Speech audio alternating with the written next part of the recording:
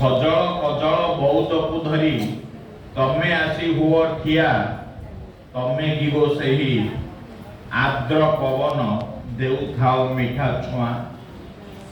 ଗ୍ରୀଷ୍ମ ଆସି ତା ଉଷ୍ମ ହାତରେ ଥୁଣ୍ଟା କରିଥିଲା ମୋତେ, ତମରି ପ୍ରୀତିର ବର୍ଷା ଟୋପାରେ ପଲ୍ଲବିତ କଲ କେତେ।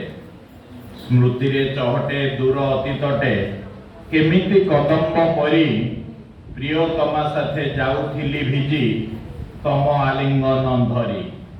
ଇନ୍ଦ୍ରଧନୁର ସପ୍ତରଙ୍ଗ ପରି ସପନ ମୋ ହେଲା ଫିକା, ବିଜୁଳି ପରିକା ଝଲସାଇ ଦେଇ ନମିଳଇ ତାର ଦେଖା।